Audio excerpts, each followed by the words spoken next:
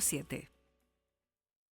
Daylight Distribuciones, Rivadavia Mendoza, representante de marcas líderes. Encontrá todo lo que necesitas para electricidad e iluminación. En Daylight tenemos una amplia variedad de artículos de ferretería, guantes de trabajo en cuero o algodón. También contamos con servicio de entrega. Daylight.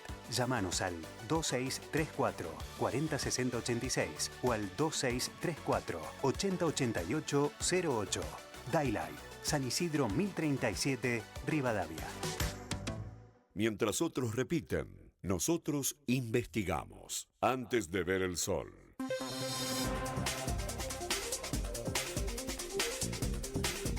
...52 han pasado de las 8 de la mañana... ...continuamos en Antes de ver el sol... ...la temperatura en la provincia de Mendoza... ...a esta hora es de 18 grados... ...y la máxima se estima que llegará a los 26... ...lo habíamos anticipado... ...está en línea el director del Hospital Fernández de Buenos Aires... ...el doctor Carlos Damín... ...que es especialista en toxicología... ...trabajó durante 18 años... ...tengo entendido... en el servicio de toxicología de ese nosocomio. No tiene mucho tiempo, por eso es que lo vamos a aprovechar al máximo. Doctor Hugo Lombardi lo saluda desde Mendoza. ¿Cómo le va? Buen día. ¿Qué tal? Buenos días. ¿Cómo le va? ¿Cómo Muy bien. Ustedes? Muy bien. Bueno, sabemos que lo hemos encontrado en el momento de mucho movimiento y trabajo en el hospital. La consulta... Le cuento que estuve 34 años. Llevo 34 años en el hospital. 18 años fui el jefe del servicio de toxicología. Y ahora estoy a cargo de la dirección del hospital. Es decir, que conoce el hospital por todos los rincones, los servicios, todo. Sabe absolutamente cada uno de los movimientos que hay ahí. Bueno, doctor, leí el otro día y escuchaba también, he estado siguiendo su trabajo, de que Argentina es el país que se ubica en el primer puesto de consumidores de psicofármacos de América. ¿Esto es así? Exactamente.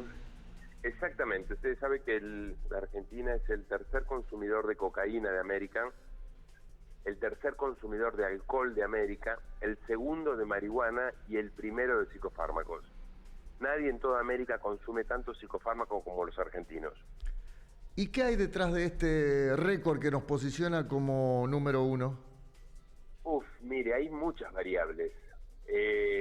Una variable es la sociedad argentina, que claramente es una sociedad que demanda muchos tranquilizantes, ansiolíticos, hipnóticos. Es una sociedad que toma mucho antidepresivo, entonces la gente demanda. Tenemos una población médica que prescribe en demasía, porque no nos olvidemos que los psicofármacos son todos medicamentos de venta bajo receta, donde tenemos muchos colegas que tienen mucha facilidad para prescribir psicofármacos y después se hace poco control de esa prescripción. Tenemos en algunos casos farmacias que dispensan medicamentos por ahí también con poco control.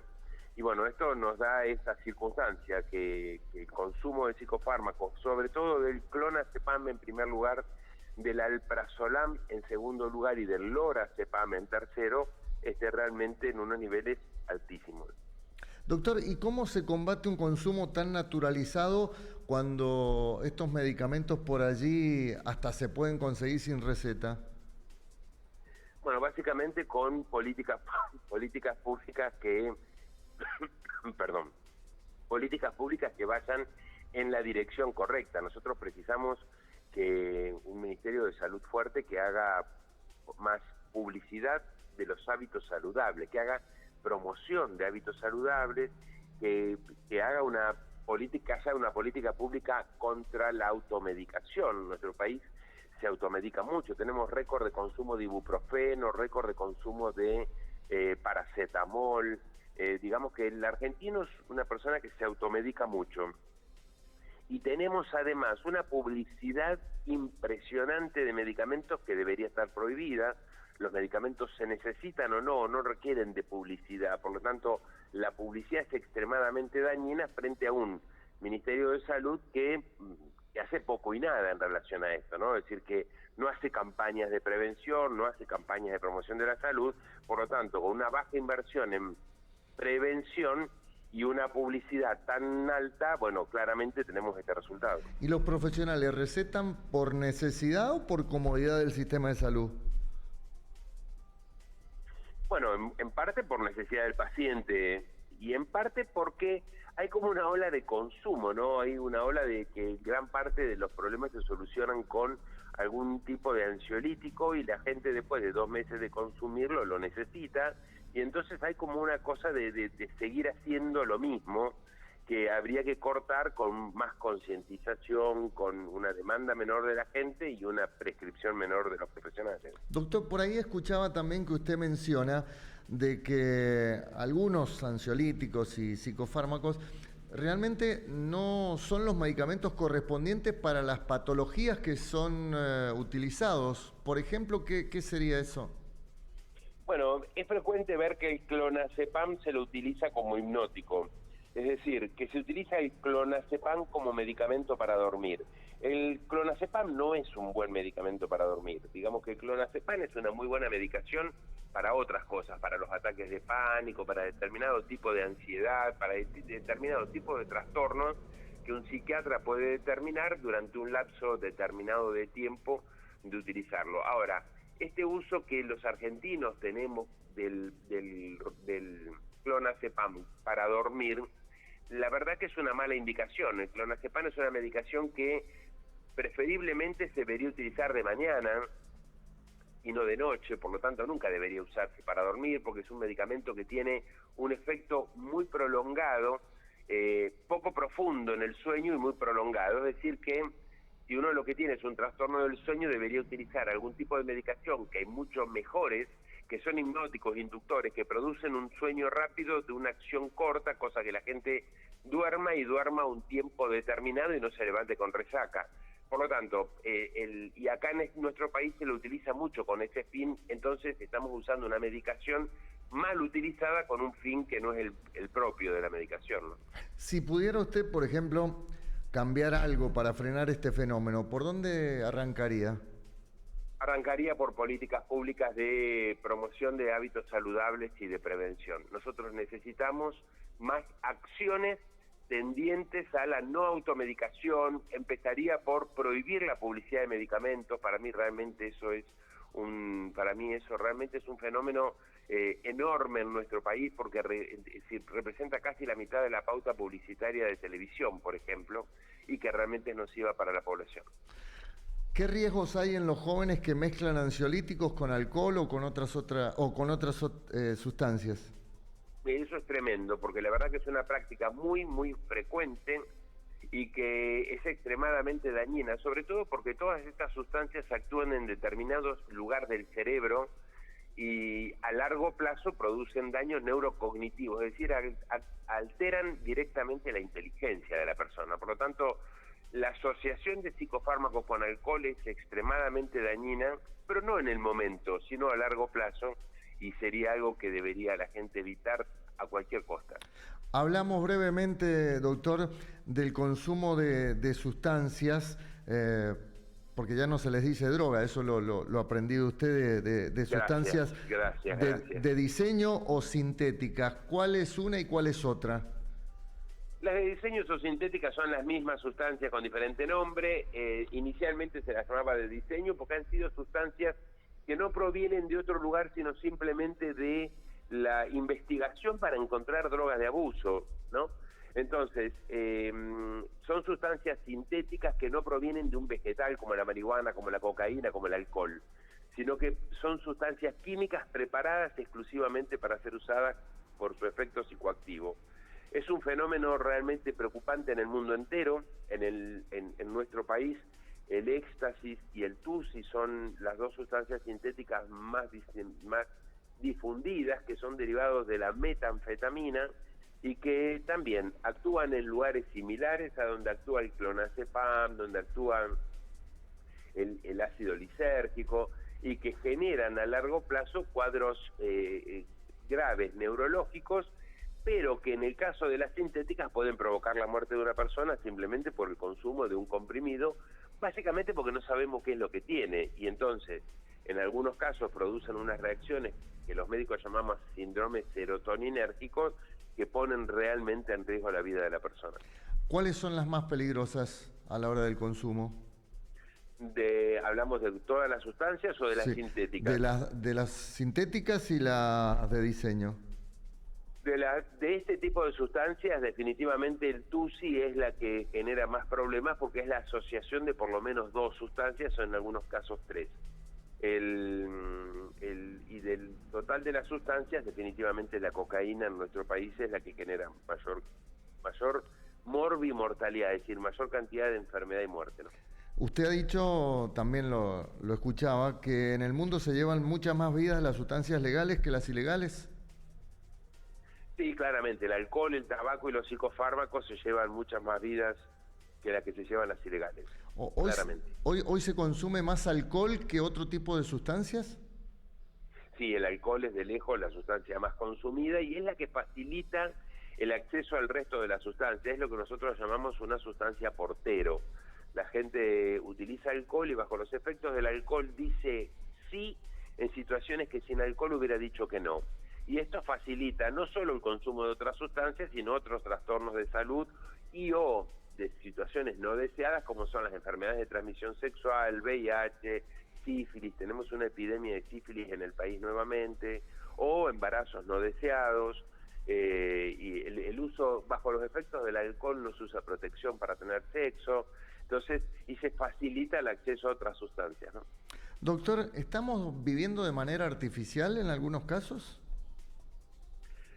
Yo no diría que vivimos de manera artificial, pero los argentinos tenemos una tendencia a creer que todo podemos resolverlo con un comprimido. Entonces, cualquier mínimo dolor lo resolvemos con un analgésico, cualquier mínimo trastorno, medicalizamos situaciones normales de la vida. Ya pareciera que las mujeres no pueden menstruar más sin una medicación, pareciera que,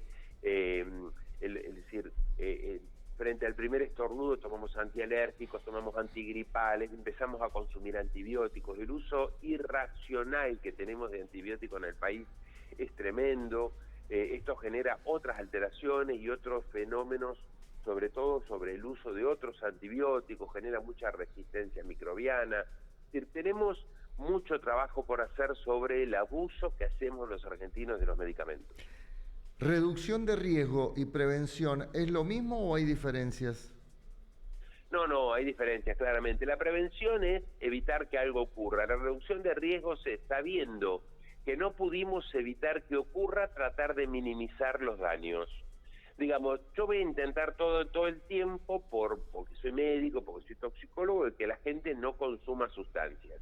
Si tengo delante mío a alguien de 30 años que me dice, mira, yo tengo la decisión de voy a consumir éxtasis igual, entonces, frente a alguien que me dice que lo va a hacer a pesar de la recomendación en contrario, voy a tratar de minimizar los riesgos. Entonces les voy a decir, no asocies con otras sustancias, si vas a consumir un éxtasis no tomes alcohol, tenés que tomar mucha agua, no estés en lugares encerrados, nunca más de un comprimido, fíjate estar siempre con alguien que no haya consumido.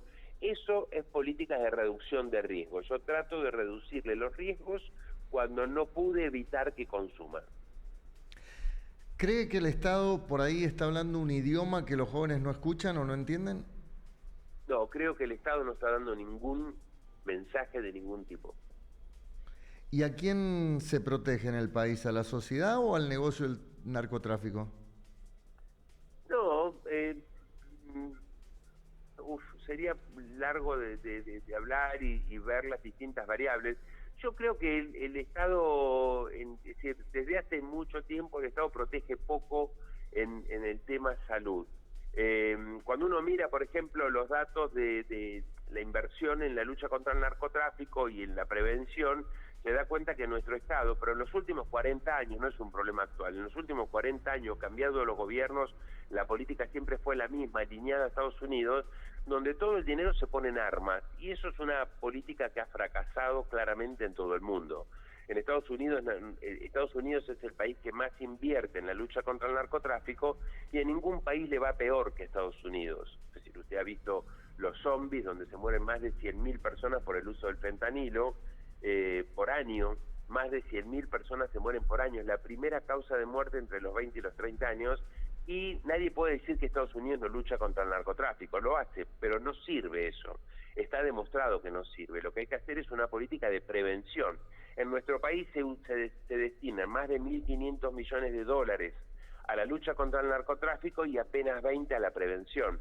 Entonces, no es que el Estado no quiera hacer, yo creo que no hace lo que debería hacer.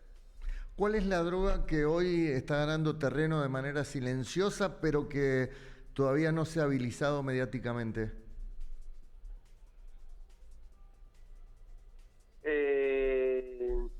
Bueno, que no se haya habilitado. La marihuana yo creo que es uno de los problemas más graves que tenemos en el país y por eso somos el segundo consumidor de marihuana en América. En la marihuana tenemos casi el 50% de la población alrededor de los 30 años que ha usado en algún momento marihuana.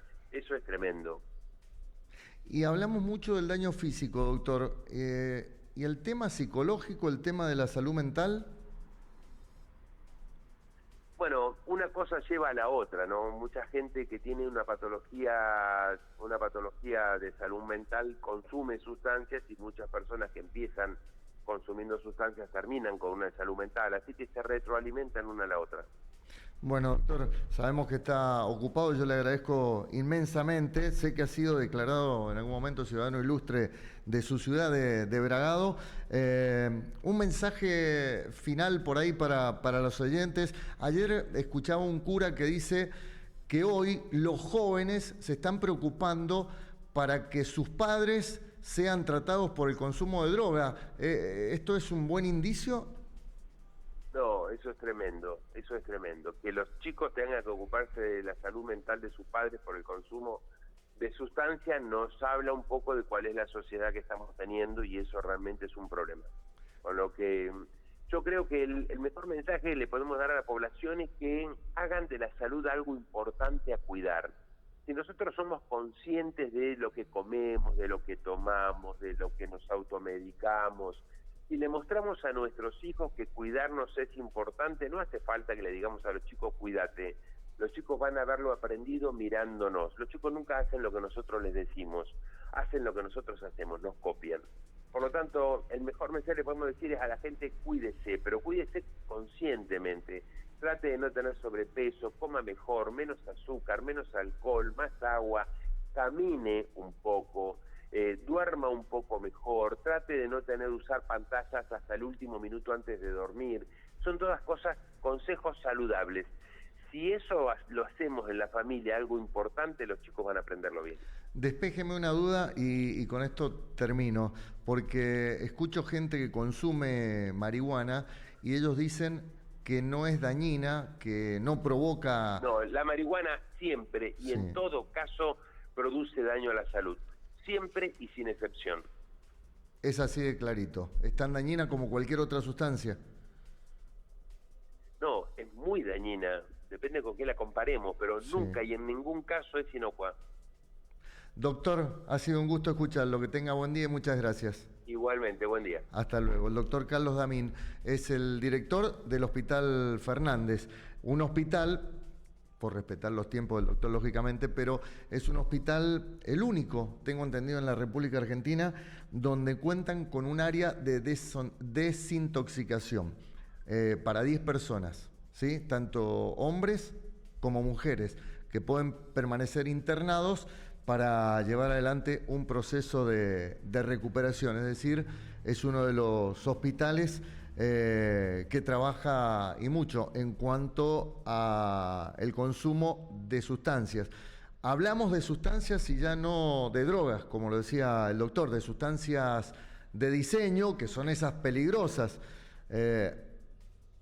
A ver, no vamos a instalar que las fiestas electrónicas es el lugar donde mayor consumo de algunas sustancias de diseño hay, podríamos decir, en boliches bailables, para no mitificar de que es ahí, pero hay que tener mucho cuidado con lo que consumen. En España, en algún momento, se armaban puestos gazebos afuera de las fiestas, donde se hacía un trabajo, como yo le consultaba a él, para explicar la reducción de riesgo y para contarle a la gente que va a ese tipo de fiestas de qué se trata lo que van a consumir, para que estén informados a la hora de consumir alguna pastilla de ácido, como se las conoce, o otro tipo de sustancias de diseño, ¿por qué la toman con agua? Porque sabe que si la consumen con alcohol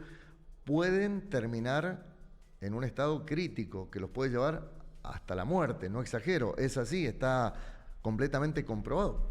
¿Por qué entonces dicen hay tanta agua en ese tipo de fiestas? Y porque la combinación del agua con lo que consumen no les provoca el daño que sí pueden llegar a tener cuando consumen este tipo de sustancias con alcohol.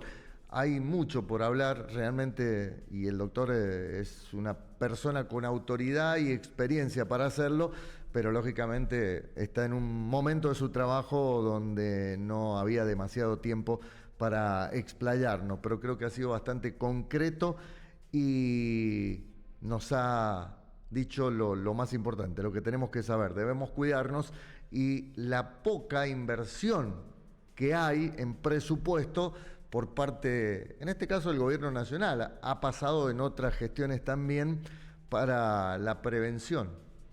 Muy poco dinero se destina para eso, para la prevención, para la reducción del riesgo y el marketing.